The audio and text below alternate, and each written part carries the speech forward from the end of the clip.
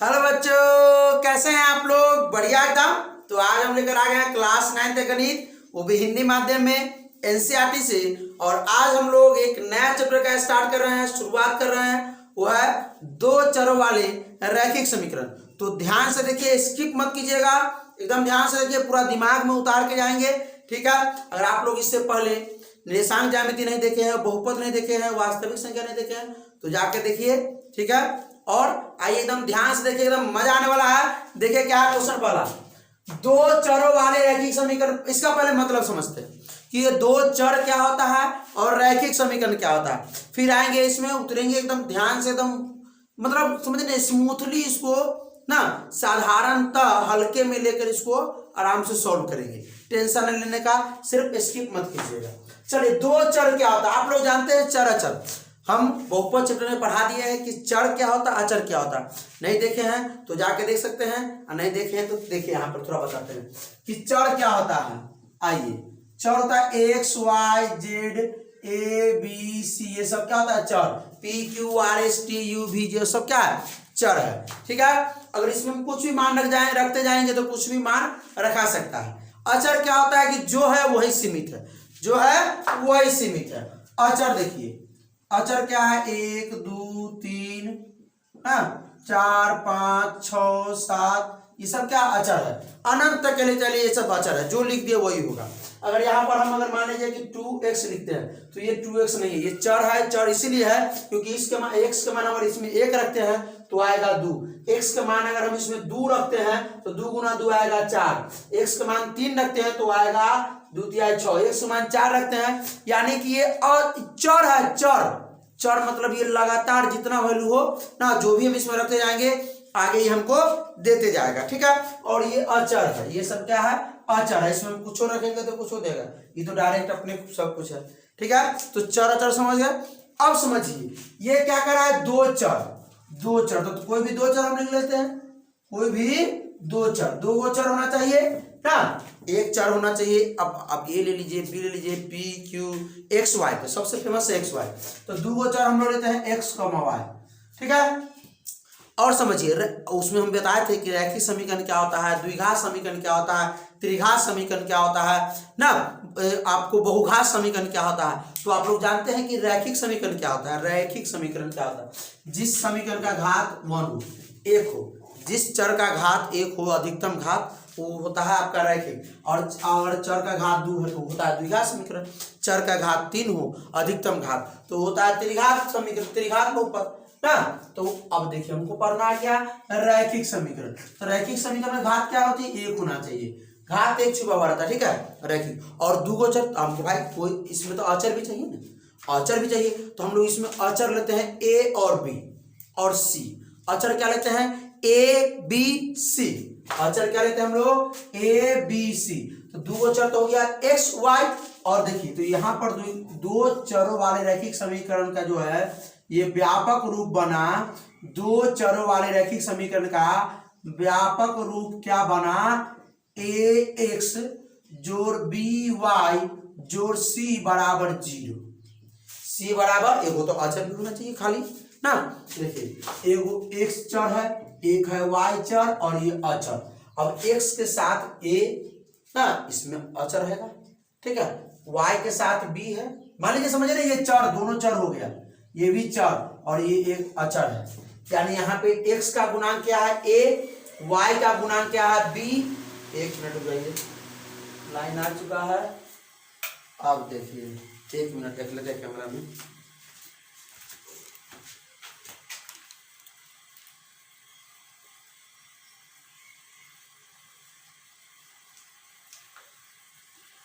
तो चलिए देखिए, हम लोग देखते हैं। हाँ, अब कहां तक हम लोग थे, देखिए a x plus b y plus c बराबर 0, इसी के रूप में लिखना है हम लोगों को, इसी के रूप में।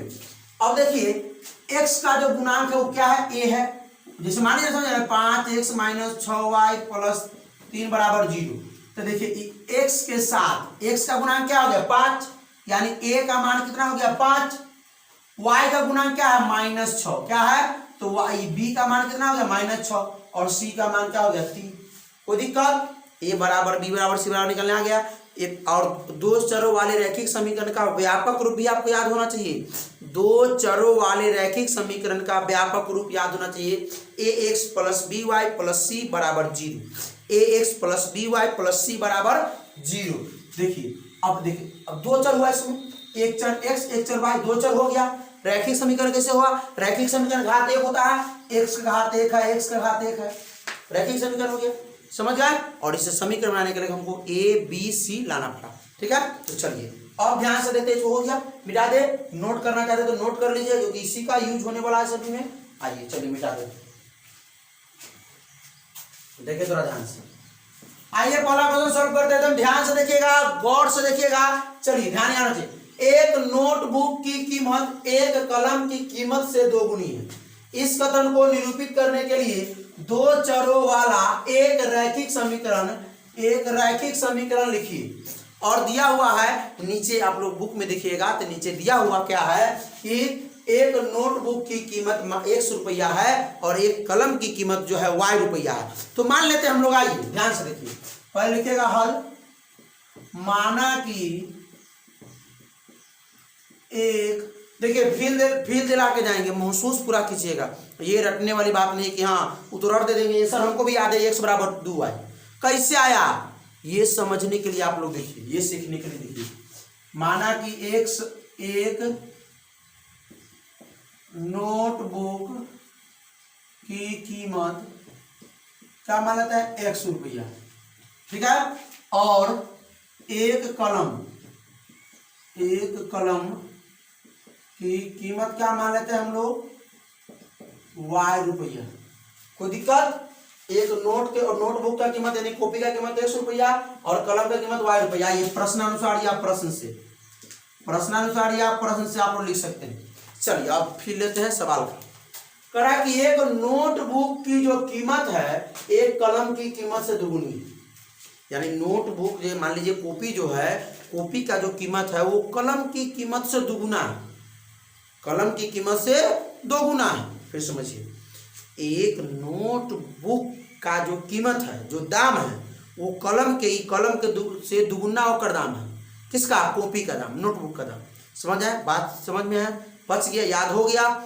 एक जो कॉपी है, कॉपी का जो दाम है वो कलम के दाम से दुगुना है। समझिए, एक हम ले लेते हैं पहले नोटबुक का दाम 100 रुपया हमने माना है और कलम का दाम हमने माना y रुपया, तो y। बहुत बच्चे क्या सोच रहे होंगे कि बा ये वो कंफ्यूजन है कि कह रहा है कि कलम के दाम से दुगुना है कौन? नोटबुक का दाम। तो नोटबुक में कहा है दूसरे गुना कीजिए, इसमें दूसरे गुना किए। गुना तो आपका इसमें है ना दूसरे, यहीं पे बच्चा कंफ्यूजन होता है। यहीं पे अभी ही कंफ्यूजन पूरा दूर करेंगे, टेंशन मत लीजिए। समझिए, फिर लीजिए।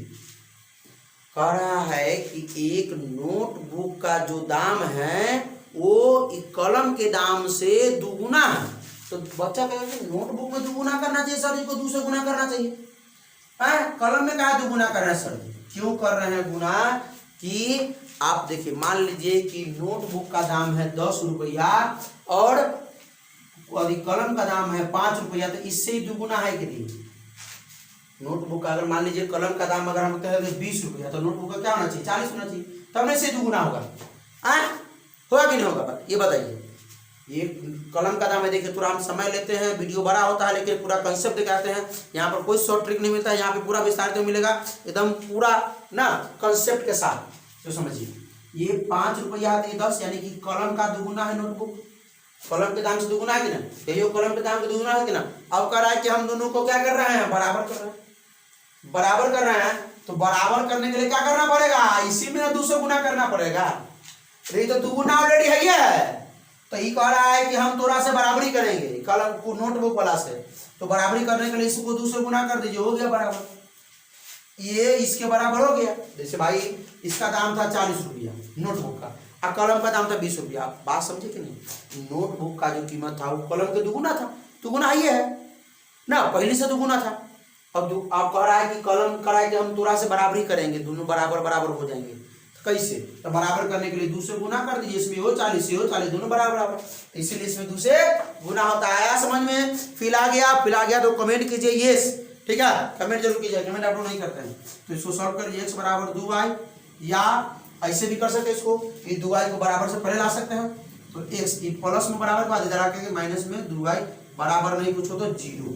ये वो आपका हो गया समीकरण। कोई दिक्कत समझ में आ गया? पक्का? चलिए ऐसे लिखिए, समझ में आया तो थोड़ा फिर आया तो ऐसे लिखिएगा। निम्नलिखित तरह के समीकरणों को देखिए यहाँ दे दिया हुआ है ax plus by plus c बराबर 0 के रूप में व्यक्त कीजिए और प्रत्येक स्थिति में a b c का मान ज्ञात कीजिए, यानी कि x के गुणांक a y के गुणांक b अचर पद को c। अब आइए इसको सॉल्व करते हैं। तो सबसे पहले हमको क्या करना है, इसको ax plus by plus c के रूप में लिख देना है ना, ax plus by plus c के रूप में हमको लिखना है सबसे पहले समीकरण को। तो आइए हम लोग लिखेंगे क्या, यहाँ पे लिखेंगे समीकरण को ax plus by plus c बराबर 0 के रूप में लिखने पर, इतना लिख दीजिएगा आप लोगों को, तो नंबर अगर 2 नंबर में आता है एग्जाम में नहीं कटेगा। समीकरण, ये जो समीकरण है को ax plus by plus c बराबर 0 के रूप में लिखने पर, तो हमको लग रहा है कि ax यह है, ये ax है और जोड़ 2x जोड़ by, तो by यानी 3y है, जोड़ c बराबर से पहले ही c है, बराबर से पहले c। यहाँ हमको लग रहा है कि बराबर के बाद है, बराबर के बाद है, तो उसको पहले लाया जाए, तो उस तरफ प्लस में इधर आकर के माइनस में 9.35 के पावर लिख रही है, बराबर में नहीं कुछ हो तो 0 हो गया ना। देखिए यहाँ पर, देखिए तो थोड़ा ध्यान से, कहाँ था, देखिए इसको साफ साफ थोड़ा लिखते हैं, ax जोड़ by जोड़ c, ठीक है, ax आ गया, by आ गया, c भी आ गया, ठीक है, ठीक है। चलिए अब ax plus by plus c से तुलना करने पर, ax plus by plus c से तुलना करने पर, आइए तुलना करते हैं। देखिए x के साथ यहाँ क्या a, यहाँ x के साथ क्या 2, तो a बराबर हो गया 2, है ना, होना गया। यहाँ y के साथ क्या b, यहाँ y के साथ क्या 3, तो y बराबर हो गया 3।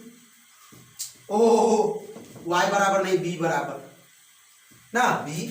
अब देखिए यहाँ अचर पद, यहाँ कुछ नहीं किसी के साथ, इसके साथ है, इसके साथ भी कुछ नहीं, लेकिन यहाँ माइनस में है, तो c बराबर हो गया -9.35 के पावर देख। आइए इसको लिखिए, इसको भी लिखते हैं हम लोग ना, लिखते हैं समीकरण को ax plus by plus c बराबर 0 के रूप में, के को यहाँ ले आते हैं, के रूप में लिखने पर, ठीक है, वो तो लिखाया हुआ ऑलरेडी भाई। यहाँ देखिए x by और c बराबर से पहले ना है, सब बराबर से पहले, बराबर के पास सिर्फ 0 होना चाहिए, बराबर से पहले सबको बराबर से पहले समेट के ले आइए, समेट के ना, x वाला भी होना चाहिए, y वाला भी, और बिना x बिना y अचर पद भी होना चाहिए, अचर पद। और देखिए यहाँ पे देखिए x वाला भी है, y वाला भी है, बिना x y वाला भी है ना, और बराबर में 0 है। आइए लिख लेते हैं, तुलना कर लेते हैं, कि तुलना कर लें। अब देखिए इसको हम ऐसे लिखेंगे, देखिए आप लोग समझाने के लिए, x माइनस y बटा 5 को हम लिख सकते हैं 1/5 इंटू y, लिख सकते हैं, माइनस में 10 बराबर में हो गया 0। आइए तुलना करते हैं, देखिए यहाँ क्या है ax, तो x के साथ a है कि नहीं, यहाँ x के साथ ना कुछ हो तो 1 है ना भाई, x के गुणांक क्या है, x का गुणांक क्या है, यहाँ पे 1 है, तो a बराबर हमारा हो गया 1, b बराबर, यहाँ देखिए b के साथ क्या y, यहाँ देखिए y किसके साथ है 1/5, तो भी माइनस में, तो माइनस में 1/5, और c अचर पद अकेला आते, यहाँ अकेला क्या है माइनस में 10, माइनस नहीं छोड़िएगा। आइए इसको सॉल्व करते हैं, इसको बोलते हैं समीकरण को ax जोड़ by जोड़ c बराबर 0 के रूप में लिखने पर, ठीक है। तो देखिए भाई यहाँ तो एकदम सही है कि -2x है, प्लस 3y है, लेकिन ये बराबर के बाद 6 है, उसको बराबर से पहले ले आइए, बराबर के बाद सिर्फ 0 होना चाहिए, ठीक है। तो आइए बराबर से पहले, बराबर के बाद प्लस, और इधर प्लस है, इधर ले आएंगे तो -6 बराबर में 0। अब तुलना कर दीजिए, ओ लिखा रहा है बार बार 0 इससे होता है, ठीक है, जीरो और में बहुत अंतर है, बहुत जगह लिखा जाता है, मतलब बात। अब सुनिए ध्यान से, यहाँ x के साथ क्या है a, तो यहाँ x के साथ -2 यानी a बराबर हो गया आपका -2, कमा दीजिए। यहाँ y के साथ b, तो यहाँ y के साथ +3, तो यहाँ b, तो यहाँ +3, तो b बराबर हो गया 3। c बराबर यहाँ कुछ नहीं, यहाँ भी कुछ नहीं, इसके साथ कुछ नहीं है, c बराबर -6। कोई दिक्कत? यहाँ इसको गोल कर दिया जाए। आइए, जो वैल्यू निकला ना, अगर देखा जाए 4 नंबर। अब देखिए ये तो बड़ा ना बहुत अलग अलग तरीका के हैं, तो इसको क्या किया जाए, इस 3y को पहले लाया जाए, पहले लिख ले, इसको लिख ले, समीकरण को ax जोड़ by जोड़ c बराबर 0 0 के रूप में लिखने पर, आइए लिख लिया जाए x का x। अब क्या करते हैं, इसको 3y को उधर लाते हैं, 3y उधर प्लस में है ना, 3y उस तरफ प्लस में, इधर आ जाएगा तो माइनस में, इधर आ जाएगा तो माइनस में। अब बराबर में नहीं कुछ हो तो 0 दे दिया जाए। अब देखिए तुलना करते हैं हम, ये तुलना कर लेते हैं। देखिए x के साथ a है, तो यहाँ x के साथ नहीं कुछ होता, नहीं कुछ होता मतलब 1, तो a बराबर हो गया हमारा 1, b बराबर y के साथ b, यहाँ y के साथ -3 है, यहाँ c अचर पद, यहाँ पर अचर पद ये नहीं है, तो जब नहीं होता है तो क्या लिखते हैं 0, क्या लिखते हैं c बराबर 0। अरे भाई ना लिख सकते हैं, यहाँ प्लस में 0 लिख सकते हैं, कोई दिक्कत नहीं। आइए तो इसको हटा देते हैं, इसको सॉल्व किया जाए, इसको लिख लेते हैं, समीकरण को ax plus by plus c बराबर 0 के रूप में लिखने पर। बहुत बच्चे सोच रहे हो कि सर ये लिखना जरूरी है, नहीं भी लिखे कोई दिक्कत नहीं है, हम आपको सिखाने के लिए, हम एक टीचर आपको सिखाने के लिए हम लिख रहे हैं, ठीक है, नहीं लिखेगा तो भी सही है, आपको ये इसके रूप में लिख लेना है, अपने से ABC लिखना है, ठीक है। चलिए आगे, अब देखिए 2x का 2x है, लिख लिया जाए, और बराबर के बाद 5y है माइनस में, इधर आकर के प्लस में 5y, इधर आकर के प्लस में 5y, अब बराबर सुनिए प्लस में 0 दे दें, क्योंकि c भी पूरा हो जाएगा, x वाला हो गया, y वाला हो गया, और c भी पूरा हो जाएगा, बराबर में 0। कोई दिक्कत? अब तो आसान है, अब तो नहीं प्रश्न कीजिएगा 0 कहाँ से आया, c बराबर, इस c बराबर 0 कहाँ से आया, आप तो प्रश्न नहीं कीजिएगा ना, क्या? आइए तो a बराबर हम क्या लिखे बोलिए, a बराबर झट से बोलिए क्या लिखे, 2 लिखना चाहिए, b बराबर फट से बोलिए क्या लिखना, 5 लिखना चाहिए, और c बराबर क्या लिखना चाहिए, 0, ठीक है। देखिए x के साथ a, y के साथ b, अचर पद c, x के साथ a, y के साथ b, अचर पद c। छठा नंबर देखो, तो लिखा हुआ है, इसको लिखने में कोई जरूरी नहीं है ना, लिखेंगे, हाँ लिखेंगे, समीकरण को ax plus by plus c बराबर 0 के रूप में लिखने पर, लिखे लिखा जाए। चलिए लिखते हैं, भारतीय भवन से भी सॉल्व करेंगे, टेंशन मत लीजिए, अभी एनसीईआरटी चल रहा है, भारतीय भवन जो बच्चे पढ़ते हैं कोचिंग में उनको उसको भी सॉल्व करेंगे। सिर्फ कमेंट तो कीजिए कि भारतीय भवन से पढ़ाइए, ब्रिलियंट से पढ़ाइए, आप स्टूडेंट फ्रेंड से पढ़ाइए, आलोक से पढ़ाइए, जिससे आप कमेंट कीजिए उससे हम पढ़ाएंगे, ठीक है। चलिए तो ये एक्स वाला तो है, क्योंकि एक्स के रूप में लिखेंगे, 3x हो गया, जोड़ b इंटू वाई, इसमें y वाला नहीं है, y वाला नहीं तो क्या करना, जब नहीं होता है तो उसको एक सजेशन है, ऐसे लिखिए 0 इंटू वाई, हो गया, b इंटू वाई नहीं हुआ, हो गया। अब प्लस में ये अचर पद 2 c की जगह पे, अब बराबर में 0, जब नहीं कोई होगा x या y वाला तो 0 लिख करके x या y लिखेंगे, ठीक है। चलिए तो a बराबर बताएंगे तो आप लोग क्या होता है, x के साथ a 3, b बराबर y के साथ 0, और c बराबर अचर पद हो गया 2। कोई दिक्कत, समझ में आया बढ़िया से? चलिए इसको लिखा जाए, लिखिए समीकरण को तो ax plus by plus c बराबर 0 के रूप में लिखने पर, चलिए लिखा जाए।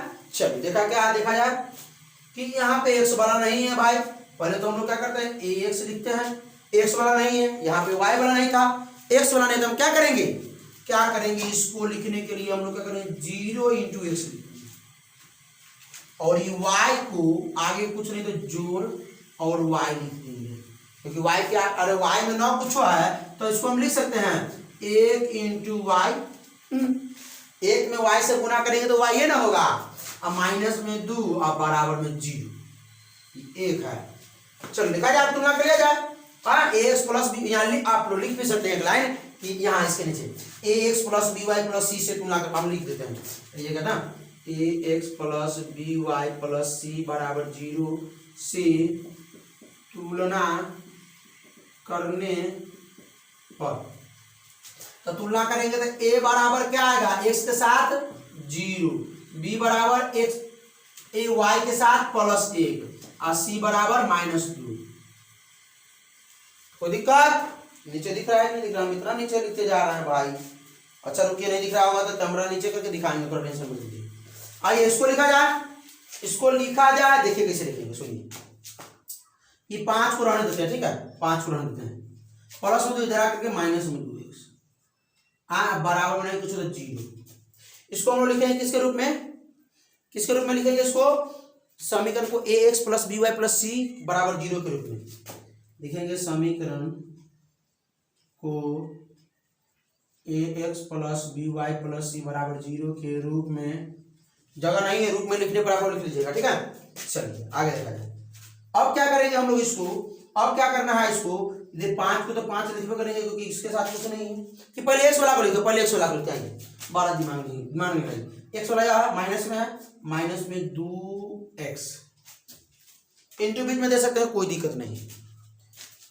y वाला तो नहीं है इसमें, y वाला है नहीं है, तो y वाला नहीं तो क्या करेंगे हम लोग, 0 इंटू वाई प्लस में 0 इंटू वाई, और ये अचर पद क्या है 5, 5 के आगे ना कुछ होता जोड़, तो जोड़ 5 बराबर 0।